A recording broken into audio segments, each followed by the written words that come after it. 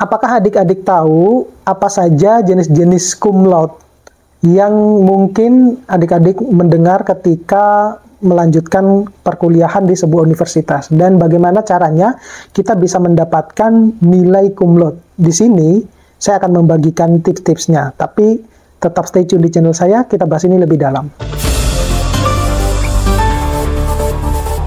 Assalamualaikum warahmatullahi wabarakatuh. Pada video kali ini saya akan sedikit sharing terkait dengan jenis-jenis cum laude. Ya, mungkin dari sebagian besar adik-adik itu belum paham apa sih sebenarnya cum laude dan bagaimana caranya kita mendapatkannya. Tetapi sebelum kita lanjut, jangan lupa untuk terus dukung channel saya dengan mengklik tombol subscribe, like, share, dan komen. Jangan lupa juga untuk menyalakan tombol loncengnya, biar nanti setiap video-video atau informasi-informasi terbaru bisa saudara dapatkan ya. Kemudian biasakan juga untuk menonton video saya secara full. Nah, jadi yang perlu adik-adik ketahui ketika memutuskan untuk melanjutkan kuliah ya, tentunya adik-adik pernah mendengar yang nama istilah cum laude ya. Tetapi apakah adik-adik tahu apa saja sebenarnya jenis-jenis cum laude yang mungkin selama ini adik-adik belum pernah dengar? Dan bagaimana caranya kita bisa mendapatkan nilai cum laude tersebut ya? Yang pertama itu adalah yang disebut dengan summa cum laude ya.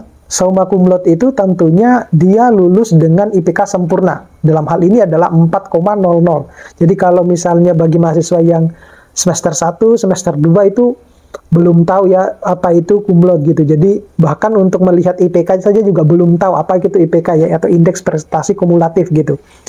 Nah, dari situ saudara bisa ketika semester 1 sudah bisa memprediksi atau sudah bisa mengetahui setelah saudara sudah selesai UTS ataupun UAS gitu. Jadi akan ketahuan nilai IPK-nya berapa. Kemudian yang kedua itu ada magna cum laude ya. Magna cum laude itu tentunya lulus dengan IPK 3,8 sampai 3,99. Itu yang disebut dengan magna cum laude. Nah, kalau yang ketiga itu yang disebut dengan cum laude. Nah, kalau cum laude itu adalah lulus dengan IPK 3,51 sampai dengan 3,79. Nah, semacam itu. Nah, jadi itu ada 3 jenis yang namanya cum laude ya. Lalu bagaimana kita tips ya untuk bisa mendapatkan atau lulus dengan cum laude tersebut? Yang pertama, kita harus memaksimalkan setiap mata kuliah gitu. Jadi bagi teman-teman yang baru kuliah semester 1, dari sekian mata kuliah yang diambil itu harus dimaksimalkan. Saudara harus bisa menargetkan, harus bisa mendapatkan minimal mendapatkan nilai AB gitu ya, atau amin lah ya, semacam itu. Syukur-syukur amin gitu ya. Kalau alhamdulillah A+ ya lebih bagus gitu. Kemudian usahakan nggak telat, apalagi sampai juga lupa mengumpulkan tugas. Ini juga bisa menjadi pertimbangan tersendiri buat dosen ya. Ketika diberikan tugas, kemudian saudara itu telat mengumpulkan tugas atau bahkan tidak mengerjakannya, itu bisa fatal itu. Kemudian yang ketiga itu tidak sering absen ya, tidak sering absen. Jadi tiap kampus punya ketentuan masing-masing ya di dalam kehadiran, dan biasanya itu disampaikan oleh dosen-dosen ketika di awal-awal perkuliahan. Kalau saya lebih senangnya menyebutkannya adalah proses ijab kabul antara saya dengan mahasiswa-mahasiswa saya gitu. Jadi proses perjanjian biasanya saya awali dengan apa saja yang harus dilakukan, berapa persen kehadirannya, kemudian berapa tugas yang akan saya berikan, semacam itu. Kemudian yang keempat itu adalah UTS dan UAS punya peran yang sangat penting dalam menyumbang nilai ya. Jadi maksimalkan ketika saudara mengerjakan UTS maupun UAS ya. Tentunya nilai yang paling besar itu adalah ketika UAS. Tidak ada artinya nilai UAS ini ataupun UTS kalau saudara juga tidak mengerjakan tugas.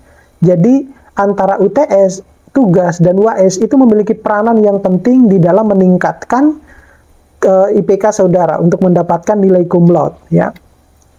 Kemudian yang kelima itu adalah saudara harus mengenali karakter dari dosennya ya. banyak sekali karakter-karakter dosen yang Anda bisa temui di kampus-kampus. Itu sudah pernah saya bahas ya di video saya yang lain.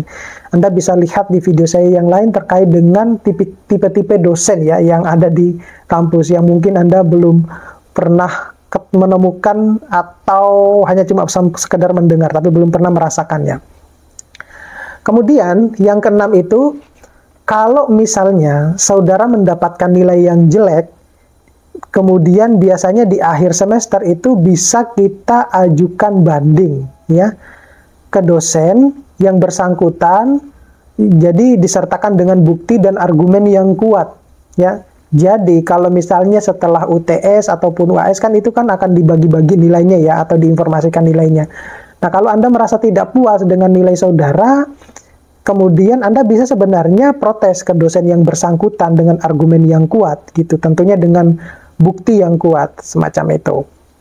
Kemudian yang ketujuh itu, perluas relasi dengan teman-teman ya, itu penting sekali. Jadi jangan seringkali hanya cuma mengandalkan diri sendiri ya untuk mengerjakan sesuatu. Misalnya kita butuh teman gitu.